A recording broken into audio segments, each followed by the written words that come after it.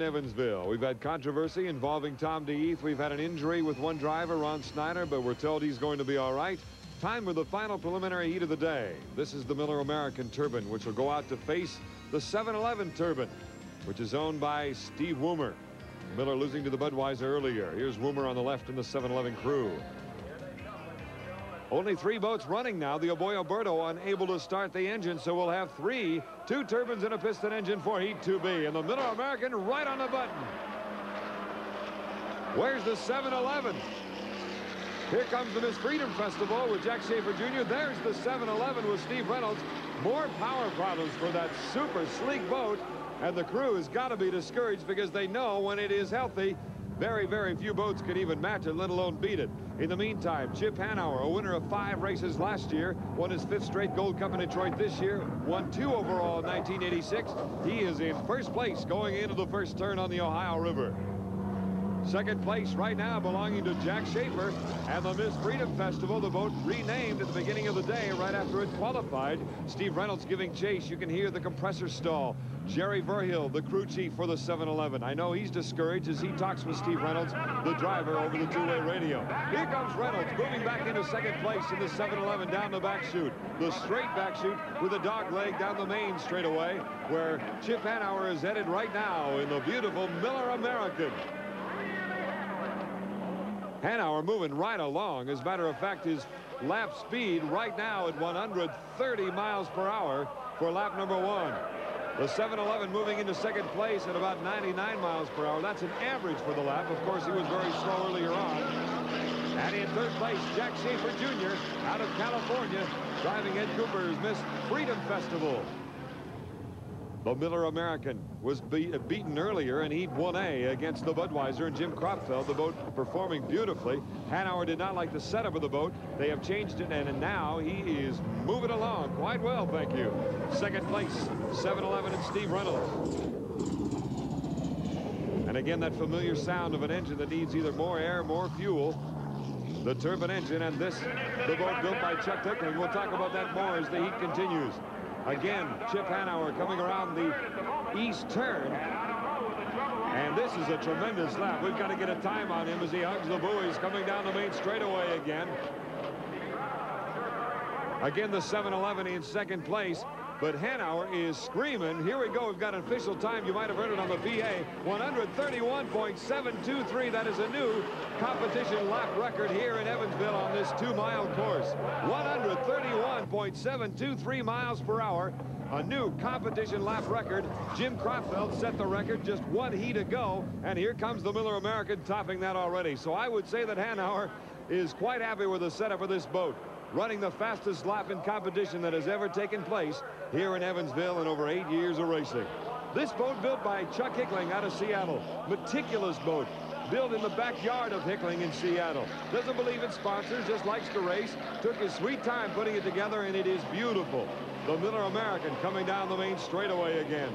Hanauer, that low profile of the boat.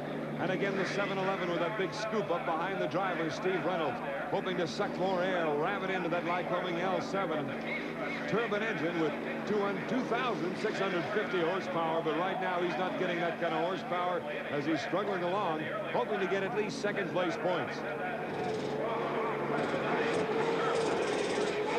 With second place points, he should get into the final without any trouble after picking up 400 earlier in the day. The Miller American and Hanauer hoping to get his 3rd victory of the year. And Jack Schaefer, who has driven for Chuck Hickling, as well as now the new owner of this boat, Ed Cooper.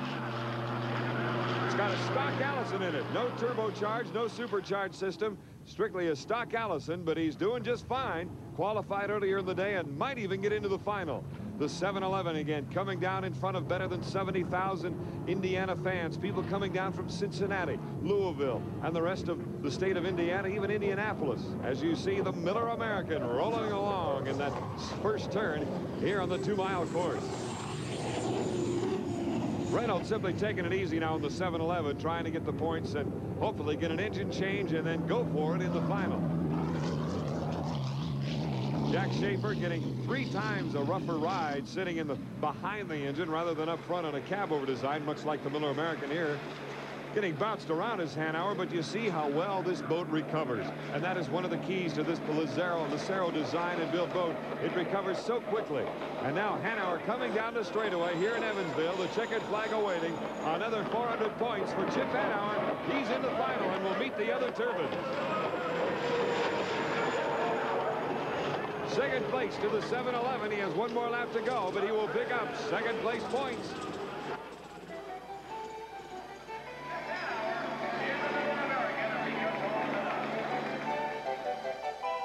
So here are the results after the final preliminary. Miller American 700 for the day. Likewise for the 7-11, both getting first and second so far. And the Freedom Festival has made the final.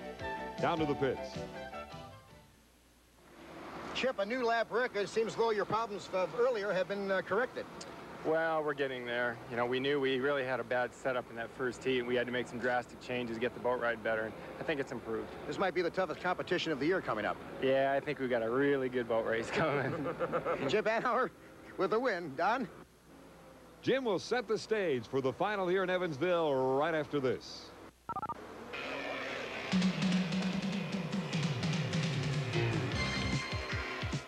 Go into a successful boat race, and one of those ingredients is entertainment between the boat races. This is Bill Warren and the Daring Damsels.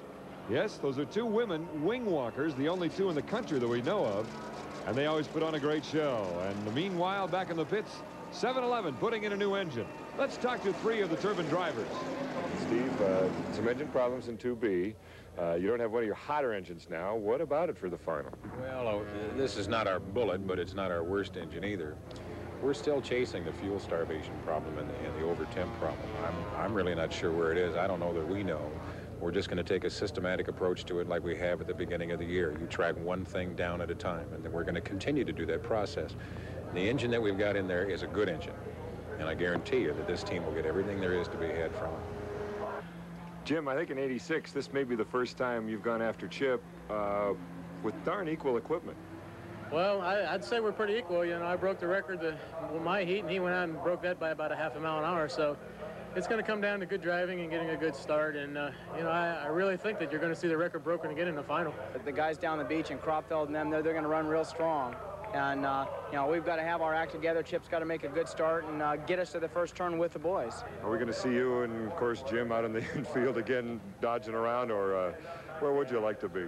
I think it's going to be kind of a messy one-minute gun. You know, I think both boats are running so close. I think we're both going to be trying for the inside, but maybe not. Maybe we got something else we want to try. We have the potential for a fantastic final. So while Bill Warren and the Daring Damsels entertain the crowd here, we'll take this time out of our own. Back in a minute.